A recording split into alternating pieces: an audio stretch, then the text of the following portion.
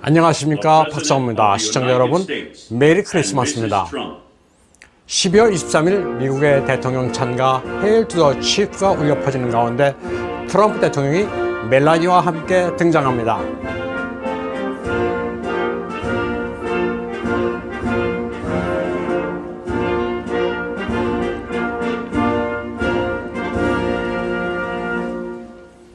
Thank you very much, everyone, and a very Merry Christmas to all. It's going to be a great year. Tonight we're honored 트럼프 대통령은 Very Merry Christmas라는 인사말을 합니다. 그리고 100년 역사의 내셔널 크리스마스 트리 점등식의 전통이 이어져서 기쁘다고 말합니다. 국립공원재단과 직원들, 그리고 크리스마스 트리 장식에 힘쓴 학생들에게 감사한다는 메시지를 전했습니다. 메리 크리스마스의 복원을 공약으로 내세웠던 트럼프 대통령은 미국민들뿐만 아니라 전 세계 모든 이들이 크리스마스 점등을 즐겨달라고 말했습니다. And please join me from your homes and all over the country and in fact all over the world as we light our great tree. We'll start with 5, 4, 3, 2, 1.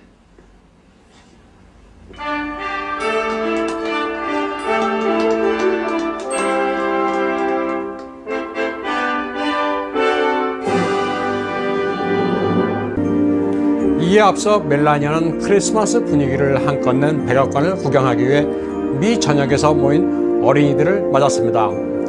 백악관의 크리스마스 트리 장식물들은 미국 각주의 어린이들이 손수 만들어 보낸 것들입니다.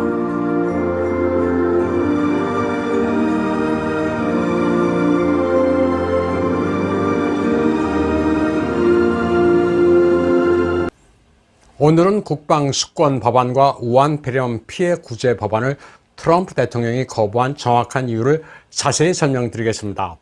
트럼프 대통령이 크리스마스 휴가를 가기 위해 백악관을 나서자 미국 기자들이 왜 이 두 법안을 거부했냐고 꼬투리를 잡으려는 질문을 했습니다. 질문 같지도 않아 트럼프 대통령은 답변도 하지 않았습니다. 법안 내용을 잘 이해하지 못하면 마치 트럼프 대통령이 멀쩡한 국방수권 법안과 우한폐렴 피해 구제를 위한 인도적인 법안에 퇴짜를 놓은 것으로 비춰질 수밖에 없습니다. 그런데 실상을 알고 보면 이 두 법안은 기가 막힙니다. 국방수권 법안은 트럼프 대통령의 마지막 수단을 제거하는 것이고, 경기부양 법안은 미국민의 민생과는 상관없는 황당한 예산 낭비이기 때문입니다. 그러면 국방수권 법안부터 설명드리겠습니다. 공화당 상원 다수당 지도자 미치 매코넬이 민주당 상원 소수당 지도자 척 슈머와 트럼프 대통령의 국방수권 법안 부결을 다시 저지하기로 합의했던 것으로 드러났습니다. 매코넬은 성탄절 이후인 12월 29일 임시회의를 열고 트럼프 대통령의 부결을 다시 뒤집을 방침이라고 밝혔습니다. 12월 초 미 의회는 7,400억 달러가 넘는 2021년도 국방수권 법안을 통과시킨 뒤 트럼프 대통령에게 올렸습니다. 트럼프 대통령은 이 법안을 부결하기 전인 12월 13일 중국만 좋아할 법안이라면서 반대 의사를 밝힌 바 있습니다. 그리고 12월 17일 트위터에 명확히 반대 사유를 적었습니다. 소셜미디어에 방패막이가 되고 있는 통신품위법 230조가 반드시 폐기돼야 한다고 밝혔습니다. 230조 법은 소셜미디어가 중공과 딥스테이트의 지령으로 트럼프를 공격하고도 책임을 피할 수 있는 구실입니다. 트럼프 대통령은 우리가 반격하지 않으면 소셜미디어, 그리고 우편 투표가 보수파를 괴멸할 것이라는 데일리 콜의 포스팅에 대답 형식으로 국방수권 법안 부결 의사를 밝혔습니다. 여기서 가장 중요한 것은 국가기념물을 보호해야 한다는 트럼프 대통령의 언급입니다. BLM 폭동 당시 미 건국의 유산이라 할 수 있는 동상들이 파괴됐지만 이를 막지 못했다는 지적이 담겨 있습니다. 당시 트럼프 대통령은 반란 진압법을 발동해 폭도를 진압하려 했지만 에스퍼 국방장관의 거부로 뜻을 이루지 못했습니다. 1807년에 제정된 반란 진압법은 특정 상황에서 군대와 연방군을 동원해 국내외 소요 사태를 다스릴 수 있도록 대통령에게 권한을 부여하는 법안입니다. 때문에 매코넬과 척 슈머 같은 의회 내 트럼프의 적들은 국방수권법에 반란 진압법을 발동한 근거를 제거한 뒤 서명하라고 대통령에게 내민 것이었습니다. 국방수권법에 서명하게 되면 트럼프 대통령으로서는 가장 결정적인 순간에 사용해야 할 반란 진압법을 발동할 수 없습니다. 바로 이 부분이 핵심입니다. 트럼프 대통령은 또 해외 배치 미군의 철수는 대통령의 권한이란 점도 분명히 했습니다. 미군의 존재에 고마워하지도 않는 나라에 굳이 배치할 필요가 없다고 했습니다.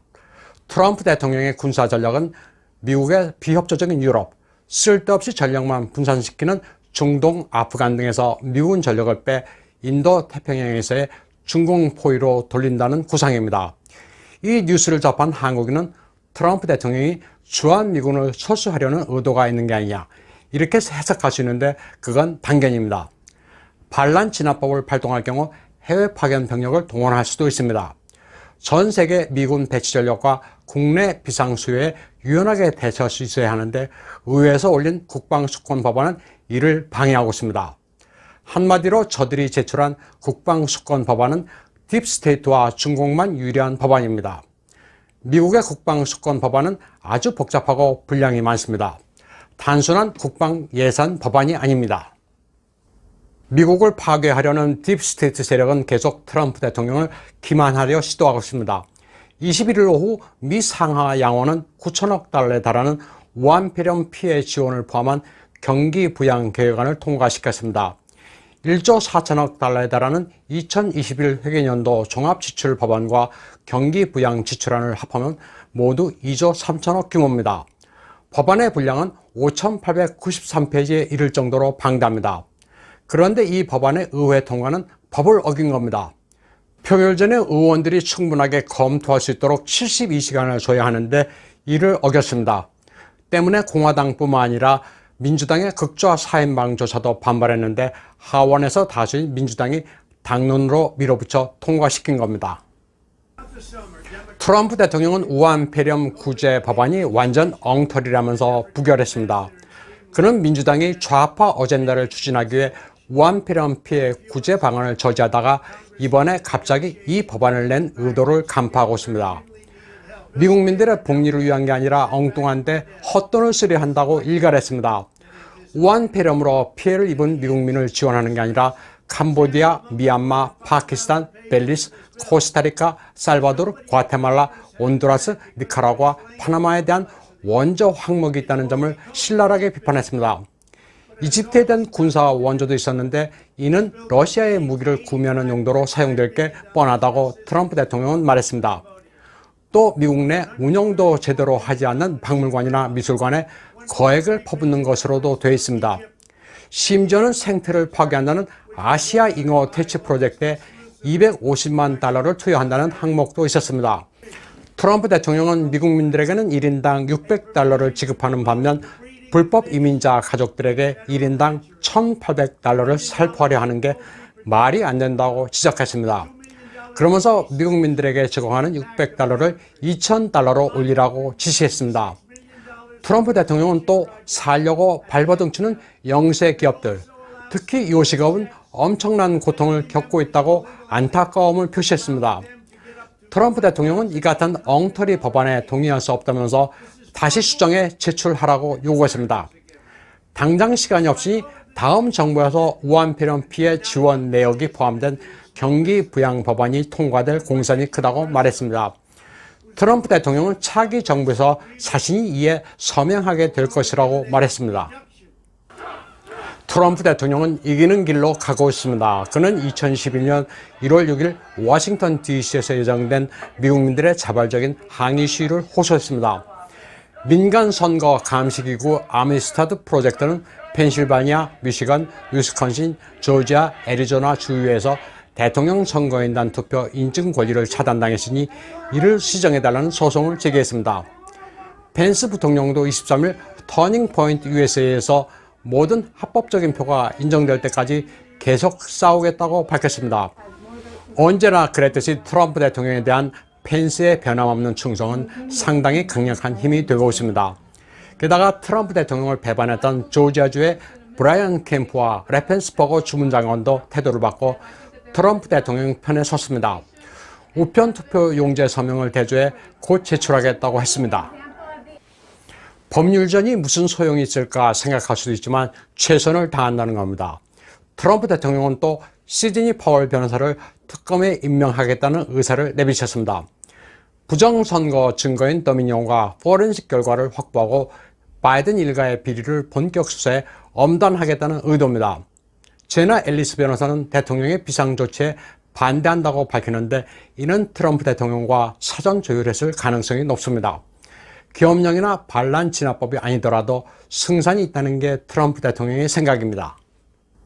하지만 이를 위해서는 군대를 동원할 수 있는 여지는 남겨놔야 합니다.